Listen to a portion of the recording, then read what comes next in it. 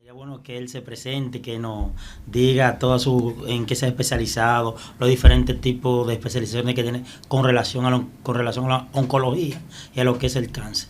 Un Así fuerte es. aplauso vamos a darle al doctor Spencer. Muchas gracias, buenas noches. Como ya mencionaron anteriormente, mi nombre es Jesús Spencer, soy cirujano oncólogo, actualmente laborando en el Instituto Oncológico Heriberto Peter, en el cual para llegar a ser cirujano oncólogo en este país tenemos que hacer primero cirugía general y luego entonces hacer cirugía oncológica, que el único lugar donde se imparte hasta el momento en nuestro país es en el Instituto Oncológico Heriberto Peter, ahí donde tenemos la Liga Dominicana contra el Cáncer. Entonces estamos a las órdenes por allá. Y cuando usted habla, doctor, de su preparación, porque usted lo mencionó, pero en los términos de la medicina, se dura mucho estudiando esa área. ¿Qué tiempo duró? ¿Cuáles especializaciones tiene que posee? Bueno, de medicina general fueron 6 años. Luego en el país, en República Dominicana, se exige un año de pasantía, que es obligatorio para poder ejercer al finalizar la carrera. Luego 4 años de cirugía general y 3 años de cirugía oncológica, con algunas rotaciones. Dígase que tuve la oportunidad de estar en Colombia, en Miami, en México, en Guadalajara, y también hace algunos 15 días estuve en Filadelfia haciendo un entrenamiento. Oh, o sea, usted duró 13 años estudiando. 14. 14. Ustedes vean que los estudios hay que trabajar mucho y veo que se especializó fuera del país. ¿Y su experiencia con esas especializaciones con relación al país, cómo fue? Es bueno salir a conocer lo que tienen otros países para aportar y para poder traer y realizar aquí en nuestro país las cosas que podamos hacer. Lastimosamente, cuando uno va a países como Estados Unidos, que son primermundistas, que tienen tantos recursos económicos, uno en algunas ocasiones se deprime porque uno dice, wow, yo pudiera tener esto en mi República Dominicana y pudiera hacer tantas cosas que lamentablemente aquí por factor económico no podemos realizar. Pero ¿Se refiere a equipos? Equipos, exactamente. Medicamentos que ellos tienen que lamentablemente aquí no tenemos. Y digamos que un sistema de salud más organizado también, porque ellos tienen una estructura que les beneficia bastante a los pacientes. Y con relación a América Latina, nosotros estamos bien preparados para ofrecer ese servicio a la sociedad. Pero si es preparación del personal, sí. O sea, los médicos dominicanos no tienen nada que envidiarle a ningún otro médico en otro país. De verdad ¿Y en están cuanto a equipo? muy preparados.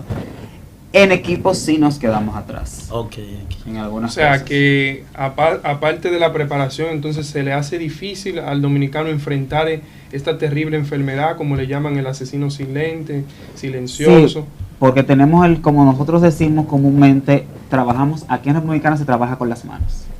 Okay. O sea, nosotros trabajamos con lo que tenemos. Se hace muy buen trabajo, de verdad que sí, eso hay que admitirlo. E inclusive a los médicos de Estados Unidos les gusta compartir con nosotros o con países como el nuestro, porque ellos dicen que somos muy creativos, porque con lo poco que tenemos, sí, logran mucho. Y eso me estaban diciendo en Filadelfia, que ellos les encanta compartir e interactuar con nosotros. E inclusive estuvimos el fin de semana pasado en un congreso donde había médicos internacionales y ellos disfrutan mucho porque dicen que somos muy creativos, porque ellos ven que con tan poquito nosotros, o sea, le damos muy buen servicio y un servicio de calidad a los pacientes. Doctor, una pregunta. Para el público que se encuentra viéndonos a través de nuestras redes sociales, quizás no entienden qué es el cáncer. Y nos gustaría como una definición breve, sencilla, para que ellos entiendan qué es el cáncer. Bueno, el cáncer es una anomalía que ocurre en el cuerpo humano, que puede ocurrir desde la punta de los pies hasta la cabeza. Wow. Entonces, lo que ocurre en el cáncer es lo siguiente: nosotros estamos constituidos por millones de células.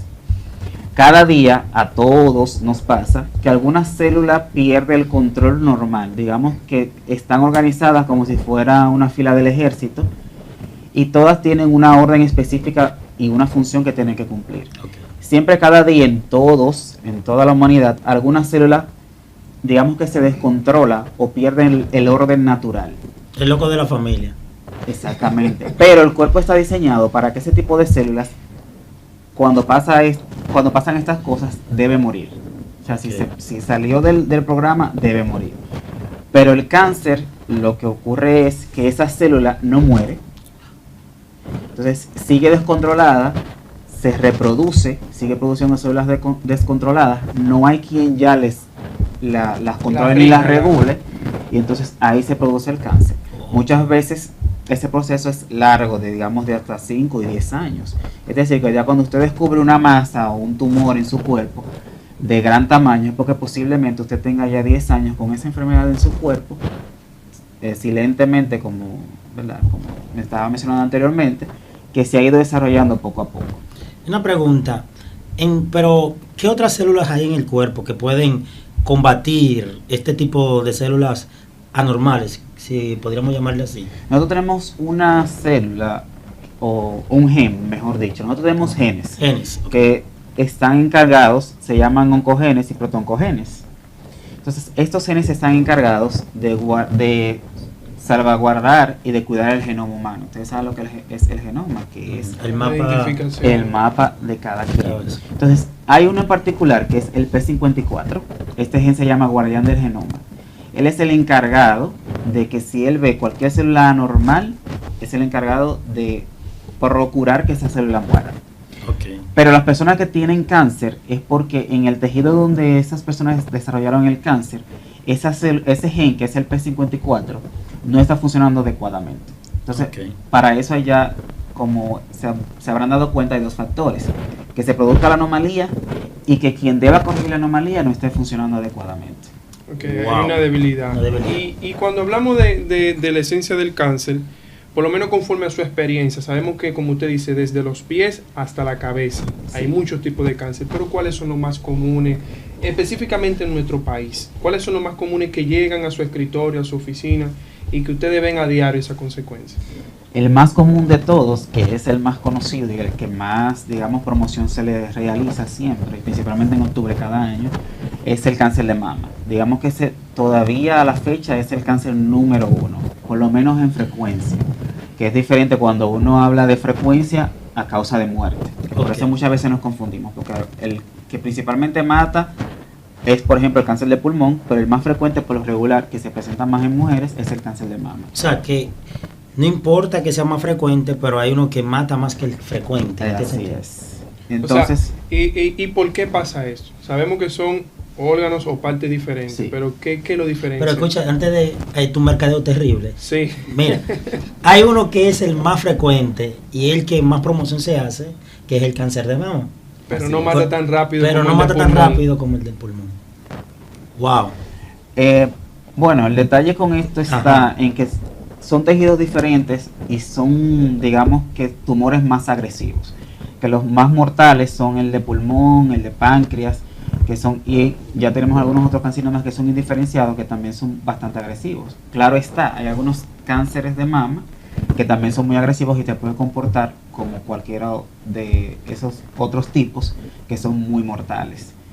Pero también tenemos aquí con mucha frecuencia el cáncer de cervix, en los hombres el cáncer de próstata, lamentablemente también es muy frecuente. Tenemos mucho cáncer de piel, aunque se supone que somos una cultura de personas de raza negra, que debemos tener cierta protección, pero todavía tenemos una alta incidencia de cáncer de piel. O sea, que el color de piel influye en la defensa del cáncer de piel. Sí, nosotros tenemos una cierta protección porque tenemos más melanina en nuestra piel y eso nos protege o nos da más protección que las personas blancas. El cáncer de piel es más frecuente en las personas que son caucásicas, inclusive una persona ser rubia, ojos azules, le da más predisposición a presentar cáncer de piel que una persona que sea morena, de ojos oscuros, de un cabello, digamos, del tipo de nosotros. Aunque estamos en una zona tropical y estamos más expuestos al sol, pero digamos que por esa parte tenemos más protección. Miren, esto es en vivo. Vamos a arreglar el micrófono, ¿Sí? por favor. Acá, al doctor, discúlpeme, doctor. Sí, está. Lo voy a colocar aquí en la corbata. Ok. Hacerlo un poquito más. Bien. Sí.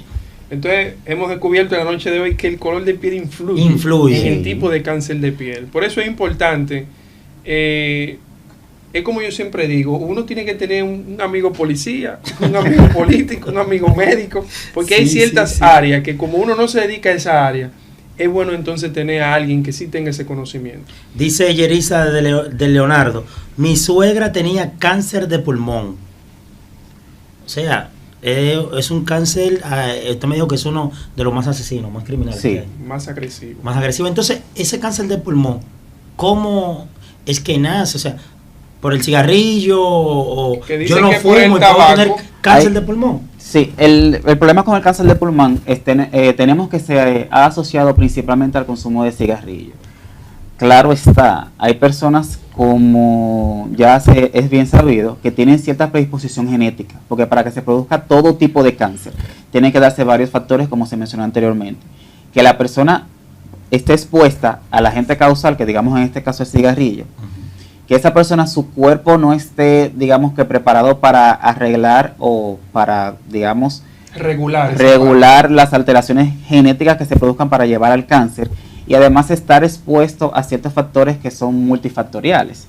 Entonces, el cáncer de pulmón, aunque está más asociado a personas que fuman, sí se da el caso de que tenemos muchos pacientes que tienen 50 años fumando, que digamos empezaron a fumar desde los 8 años y tienen 70 años y nunca en su vida han hecho cáncer de pulmón. Y tenemos el caso de personas que nunca han fumado ni tocado un cigarrillo y presentan cáncer. Increíble. Sí, O sea, yo he visto ejemplos. Nosotros tenemos una cliente allá que nunca ha fumado ni tabaco, cigarrillo, nada. Y en un chequeo general por un dolor, ya de repente tuvieron que intervenirla y le tuvieron que quitar, o sea, extirparle, ¿verdad? Sí. Un pedazo de su pulmón derecho, creo que fue. Y todo ha salido bien, pero nunca ha fumado. Entonces Okay. hay ejemplos que contradicen. Entonces, Exacto. esa Y teoría. tenemos, por ejemplo, el caso de los fumadores pasivos, que hay personas que no fuman, Exacto, pero sí. tienen en su casa algún familiar que fuma y fuma constantemente alrededor de ellos, y eso también los expone al riesgo. Wow. También los pacientes que cocinan con leña, que en nuestro país eso todavía es frecuente en algunas regiones, eso también predispone al cáncer de pulmón. Y algunas sustancias, digamos, algunas sustancias que se usan para fumigar, esos lugares que tienen siembra o... De arroz, cosas así. Exactamente. Su pesticida que... Pesticida también pueden asociarse al cáncer de pulmón. Y una pregunta, ya que Wow. estos jóvenes de hoy en día están en la moda con lo que es la juca, ¿usted ha tenido mucho cáncer o se ha visto muchos casos de cáncer por juca, por el consumo de este tipo de... Todavía no. Es muy pronto para decirlo, porque sí tenemos ciertas complicaciones. Hay pacientes que han hecho algunas eventualidades pulmonares y se han también reportado algunas muertes. Pero es más por la mezcla que hacen en la juca. O sea, porque ahí no solamente le ponen el tabaco, sino también que muchas veces le ponen sustancias que son prohibidas. Entonces, digamos que el choque de esas sustancias es lo que está hasta ahora causando el problema. Pero todavía no hay casos reportados de cáncer asociados a juca. Pero sí tenemos otros problemas de salud muy importantes asociados a ella. Yo quiero tocarle el tema, doctor, de algunos casos que yo he escuchado y hemos tenido la oportunidad de platicar, y es el cáncer de mama, pero en los hombres Sí. y en los niños. Que usted me decía en otra plática de que eso ha aumentado, estadísticamente ha aumentado a un nivel que está preocupante. Hábleme de eso. Sí, realmente se supone que el hombre tiene un factor protector, que es la testosterona que producimos, que se supone que debe protegernos del cáncer de mama, porque ese tipo de cáncer tiene una gran asociación con las hormonas de la mujer, los estrógenos y la progesterona. En el caso del hombre, que tenemos una pequeña producción de estrógenos y tenemos una mayor producción de testosterona, deberíamos estar protegidos, pero lamentablemente en los últimos años se ha visto un aumento en los números de pacientes masculinos con cáncer de mama. O sea, conocidos que yo haya visto en el hospital, que me imagino que deben haber algunos más, en el tiempo que yo tengo, que son algunos 3 años, yo he visto alrededor de 6 pacientes hombres con cáncer de mama. Le tenemos una sorpresa. Aquí tenemos una colega suya, Altagracia, en vivo por Instagram. Aquí está saludando. Hola, Altagracia. Desde el Morgan, dile. Ah, Desde el Morgan está saludando. sí, yo trabajaba en el Morgan anteriormente. Hola, Altagracia. Dice Altagracia que tú eres un excelente ser humano, un excelente doctor. Gracias por su palabra, alta gracias. Gracias a usted. Entonces también tenemos el caso de que hemos tenido niños, inclusive de 8 años, niños masculinos, inclusive de 8 años con cáncer de mama. De 8 años con cáncer de mama. Que es algo que no debería ocurrir, pero hasta esto... Es algo extraño. Viendo. Sí. ¿Y la ciencia qué dice? En estos casos es, como había mencionado anteriormente, mucho tiene que ver con la producción hormonal. Como sabemos, los niños tienen todavía sus hormonas muy activas. Entonces eso, aunado a otros factores multifactoriales, a mutaciones genéticas que también podemos tener, esto es lo que se ha asociado a que esos niños hayan desarrollado ese tipo de cáncer. Principalmente mutaciones genéticas y digamos que factor hormonal. Wow. Entonces es una enfermedad que ya no es como se veía hace 1 o 2 décadas, que era algo como clasificado, que era en cierta edad. Por ejemplo, hablando de los tipos de cáncer, háblenos del cáncer de próstata, que hoy en día vemos mucho también otros ejemplos. Antes creo que el chequeo era después de los 35 o 40 años. Después de los 40 años. Pero hoy en día entonces están haciendo un aviso de que tienen que bajarle. Sí. Ahora, háblenos de eso. Sí, el cáncer de próstata es una patología que se presenta, mayormente todavía sigue presentándose por encima de los 50 años, de 50 a 60 años. Pero hemos tenido una incidencia también aumentada de pacientes por debajo de los 50 años. Wow. Ya la edad que se recomienda para por lo menos la prevención, la consulta con el urólogo es a partir de los 40 años, que por lo menos el tacto rectal, una vez al año. Ya a determinación de su médico, dígase el urólogo, si el paciente necesita hacerlo cada 6 meses o en otro tiempo que requiera, pero por lo menos una vez al año a partir de los 40 años. Doctor, usted sabe que vivimos en un país donde hay muchos tabúes, donde a veces el hombre, el machismo está presente y que nadie me toca. Que nadie quiere dejarse entonces, tocar. No, entonces, aparte del tacto rectal, hay otro tipo, porque, por ejemplo, yo tengo 38 años, doctor. Usted está casi ahí. Yo estoy esperando que venga el examen por el iris del ojo. Pero, dígame, doctor, hay otros tipos. O de vista, que lo vean de leve, digan, sí, como si fuera el oculista, que te miren el ojo y dicen, no, tu próstata está bien. Bueno, tenemos hay una prueba de sangre que es el PSA, el antígeno prostático específico, que se eleva por lo regular a los pacientes con cáncer de próstata. Pero realmente no se recomienda solamente hacer el PSA, porque esto es algo que no es tan específico de cáncer de próstata. Digamos que hay pacientes que pueden elevar el PSA porque tengan una hiperplasia prostática benigna. Eso es que a algunos pacientes se le inflama la próstata y se le puede elevar. Entonces no es tan específico porque yo vea un PSA elevado de que ese paciente tenga un cáncer de próstata. Entonces siempre se recomienda, lamentablemente, el tacto rectal. Hay otra opción que es la sonografía transrectal, que es una sonografía que se hace a través del recto, pero es un tanto incómoda también. O sea que lamentablemente hay que sufrir por esa parte. O sea que no hay que forma. Hasta ahora la mejor opción es el tacto rectal. El tacto rectal. Vamos